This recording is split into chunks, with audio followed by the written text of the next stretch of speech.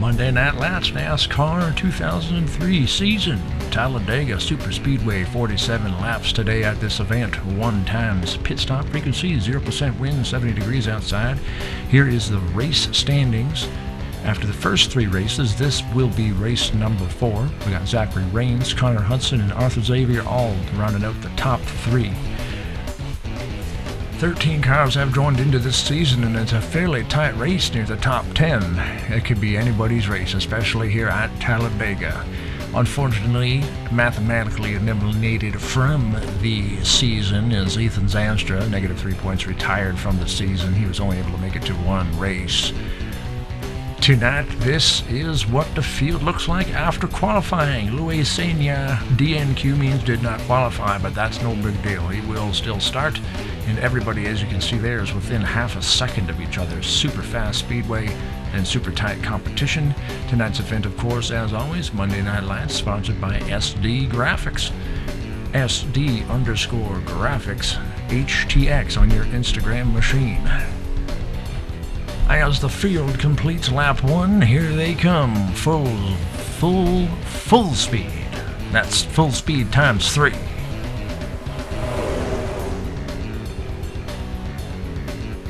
As you can see, tight racing here. We're side by side, nose to tail, pushing each other down the straightaway here into the first turn. Now here on Monday Night Lights, most of the time, it's primarily a short track league. However, you have to throw in a little curveball here and there. So Talladega Superspeedway is always a go-to as far as superspeedways are concerned. And we also have the Suzuka Circuit in Japan coming up as well. So those are the 2 oddball tracks in this league, and it just keeps it honest, keeps it unique, and keeps it entertaining. But the super high speeds of this track always make it super entertaining. You can see from helicopter view here how close the cars will travel, and they do travel faster when they decide to team up with each other. If you've got somebody pushing, somebody pulling, they tend to move faster as a multiple unit. One car by itself will definitely 100% not be moving as fast as multiple cars. As we observe the high line here, you can see people working in tandem to try to get a train going. Sometimes they will call that getting freight trained or getting railroaded, as the bottom line here is moving faster than the high line currently. This version of the track is actually quite a good version for multiple lines as far as racing is concerned. The original Papyrus Talladega, the bottom line tended to be faster, but people have modified this track. This is a very, very good one. Multiple lines. You can race up the wall. You can race down the middle. You can race on the bottom line. All areas of this track are fast if you decide to team up with a buddy or 2 or 3 or 4. Close proximity here at a bumper of Connor Hudson. Looking back at the 7. Now we will throw some telemetry up on the screen there for you. You can see right there speeds of 190 miles per hour as they get onto the straightaway. The speeds will climb. There's a good push being provided here to Connor Hudson.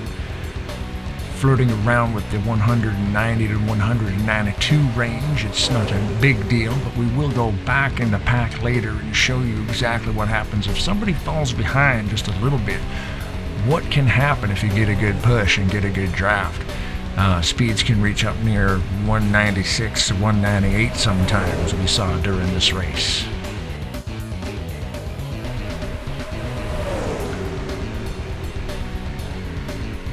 Also like to talk a little bit here as we focus on San Luis Sena and the rest of the pack here, still sticking together in a pretty good clump. Tight racing. The bottom line there, you see the yellow line. Now the normal rule at Talladega is cars cannot go below the yellow line unless forced below the yellow line. They also are not allowed to advance their position. Well, here at Monday Night Lights today, the rule change was made. That is totally allowed to happen down here. Once you get below that yellow line, though, it gets a little hairy. We ride on board Connor and watch him push Liam down the front straightaway out of the tri-oval towards the start-finish line into turn 1. You can see just how much an actual good push can gain space on this track. I mean, you could be in the lead the whole race and it won't even matter to the last second. So it's just one of those things. A very, very unique track, especially with the high speeds and the drafting that comes into effect. These old cars, very, very good drafting cars on these type of tracks. There is no restrictor plate in play today. Not a big deal. Nobody really cares about restrictor plates anyway. So we took them out of the cars and we chucked them in the garbage, and we're deciding to burn a whole lot more fuel because we love the environment and hybrid cars are pieces of garbage. So let's burn some fuel, burn some petrol. Fossil fuels are here for the taking. Mother Nature, take a walk.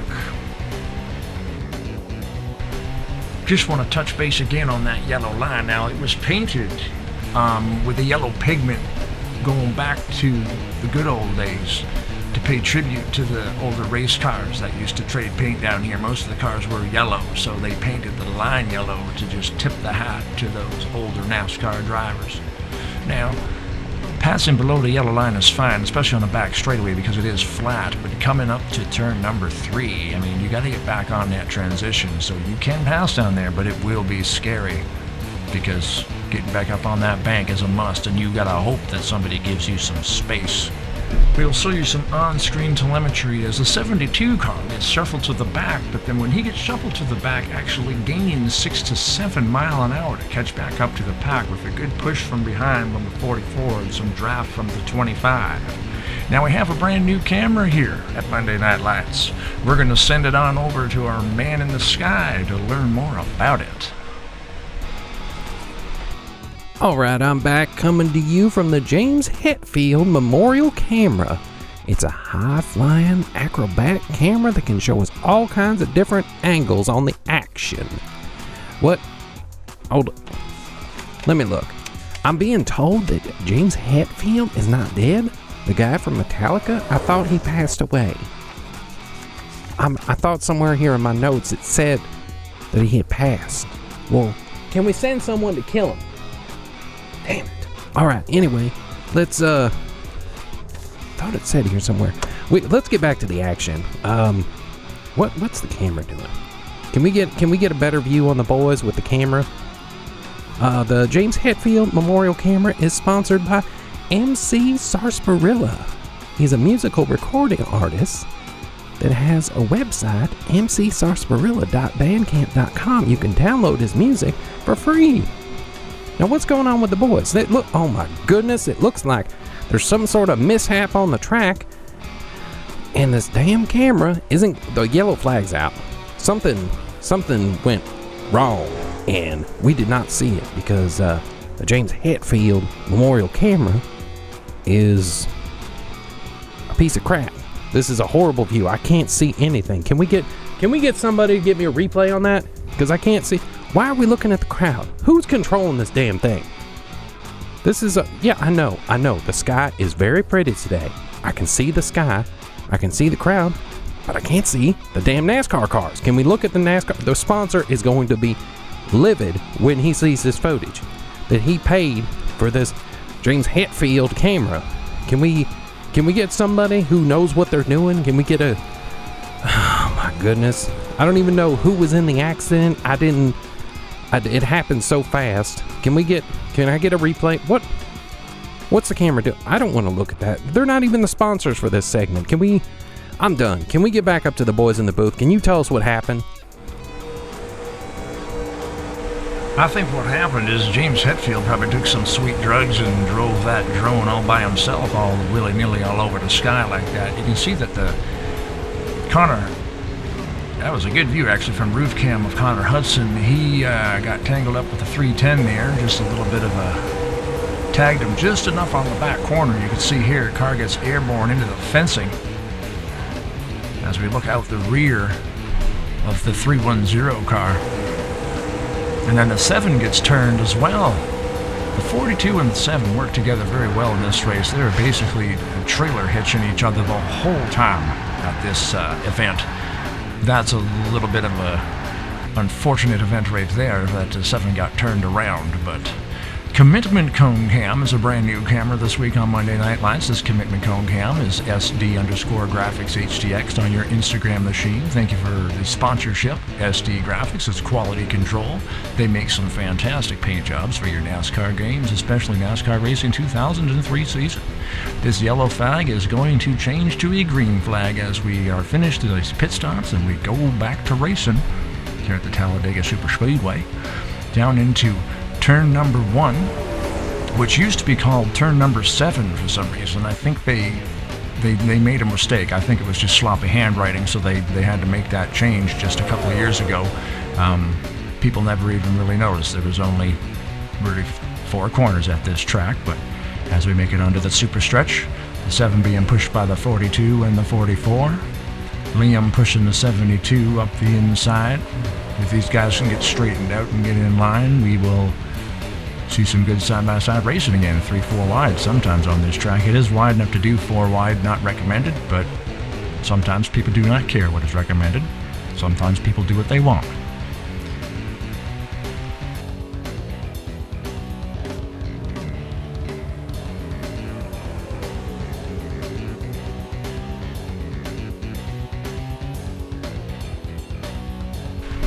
A couple of the cars are sporting different paint schemes. You can see there the 72 jumps to the outside line, hoping to get a push from the 42 and the 17, using the draft to effectively catch the leaders. It's on the super stretch. It's just an amazing view here of how much actual acreage involved in this fantastic course. This is a great camera angle here. We are now 2 wide going around to the front straightaway. The 72 chose to get onto the outside and getting a great push from the 17 and the 49 of Connor Hudson, pushing the 72 almost into the lead.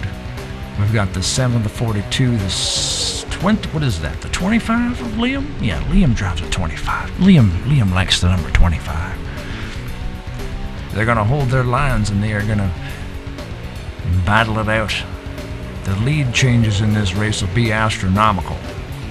Flip-flopping back and forth, that's all that happens here. It's very exciting, very exciting to watch and very exciting to actually race here too. This was a very fun race to participate in, and we've got an accident. Unbelievable.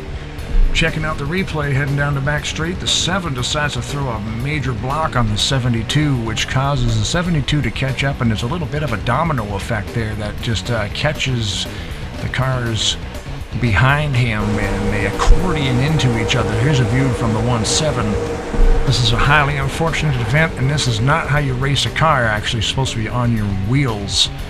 He writes the thing and it'll be okay, but we head on down to the Commitment Cone camera to see what happens during the pit stops.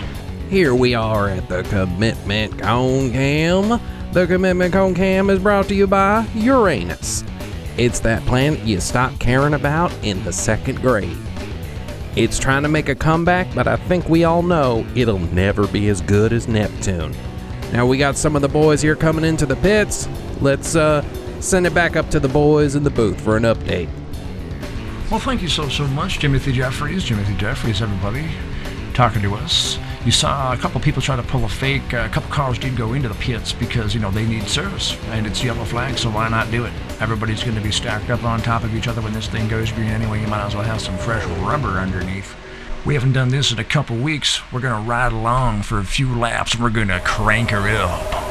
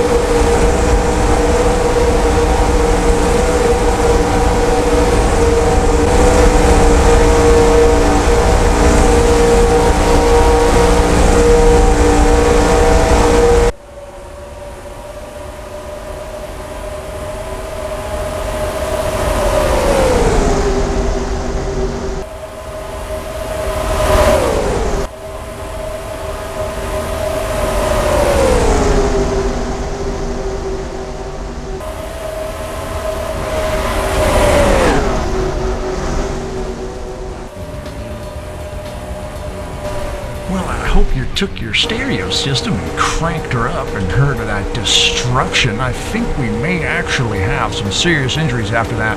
We're going into the replay here. We're looking at Connor Hudson. You can see the two cars below the yellow line, which is totally legal, but nobody gives them room to come back up before that transition, and that's what will happen. The 310 gets tangled up with the 440 car, and they...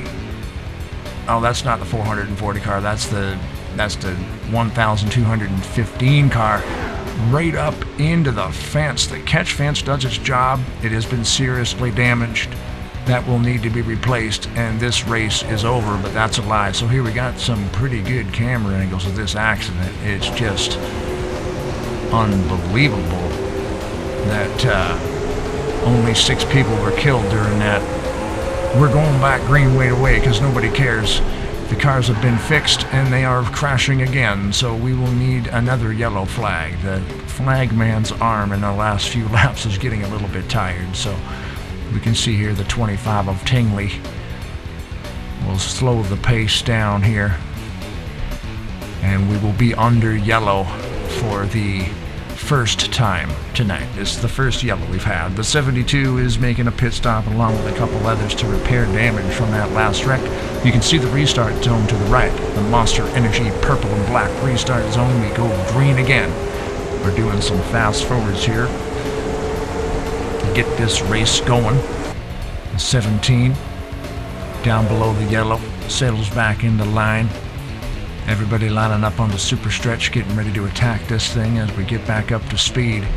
The 72, the 44, and the 42 are falling off the pace a little bit here in the late stages of the race.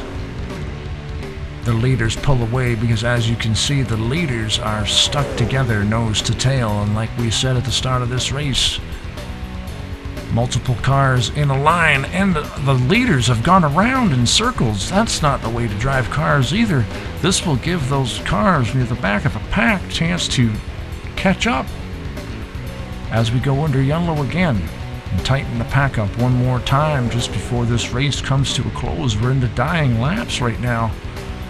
This is a race back to the line situation. The yellow flag will come out, and to lock in your position, you are required to race back to the start-finish line. That accident actually happened on the back straightaway, so that is a long way around to lock that position back in. So you can see there the 7 car was in first, and he is down into 25th position now. That's the name of his car, I think. 25, the 7 fall way back into the pack. And the 72 got into first place somehow. He was off the pace as we are on board now in the replay. Smoke cloud comes up. 72 driving full speed into a wreck. Does a little dipsy doodle. A little how's she going. Gets through that wreck. No scratches on the car. Chasing down the leaders. You can see all 3 or 4 or 5 of them in front here. Louis Sania Dingenhart Jr. and somebody else driving the 310. I don't even know who that is. Off pace. The 7-2 goes around them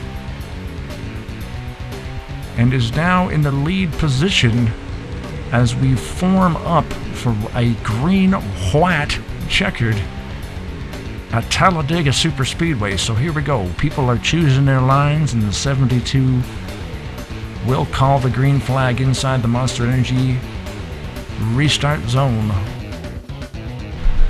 Now, in my opinion, one of the worst places to be on a super speedway is in first place on the last lap, because you are a target and they will want to freight train you out of that position. So if people can line up and stay together, they will be able to push past the 7-2. It looks like the 3-3 jumped the gun, but the 72 got a better start. The 72 called the green flag anyhow, so like I said, bad position to be that far ahead of a train of cars that is coming to get you. If they line up and they start pushing each other, the 72 will be a sitting duck. But there is 2 lines behind the 72 right now. The 25-7 and the 17 are all working together on the high line, trying to get that thing moving. They've only got about a mile and a half left before they come back around through that trioval to this final stripe and the final flag that I believe today will be purple. It might still be checkered. I can't remember. We'll have to wait and see what happens. They all fan out. They're on the grass, in the turf. And the 72 will take it. And the 17. Let's get on board at a replay there to see the 17. Again, up in the air, but not over this time. The roof's already scratched up enough on that car. Quite the wild ride there for the 1-7.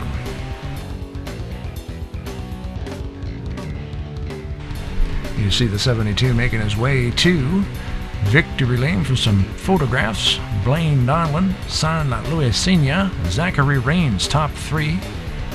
With Donlin getting first place and Luisenia getting second, that's definitely a very, very good points boost for them in the championship season here. After 4 races, there's the point standing. Raines holds onto it. Connor in second. Donlin moves up to third. Tingley, Xavier Cruz, Ryan, and Luisenia takes a bump, and he moves up into 8th place. There's a couple guys tied for 4th, couple guys tied for 5th. It's a tight race out of the championship mathematically. That'll be Giovannini, Billy Wilson, and Zanstra all been eliminated. And here you can see next week we are headed to Richmond. Richmond's a cool little short track. We're going to race there. Dover, Stafford, Sasuka Circuit, Iowa, and Rockingham will round out this season. SD Graphics presents Monday Night Lights every Monday at 4 p.m. Pacific, 7 p.m. Eastern. Race number 4, Talladega, took place October 12, 2020. Wowzers. Thanks for watching, and we'll see you next week. MC Sarsparilla is what you're listening to right now. mcsarsparilla.bandcamp.com. Free music. Might as well go grab it. Who wants to pay for stuff? I know you don't. Free music. Go get it. And by the way, if you didn't know, this is Talladega. Monday Night Lights thanks you.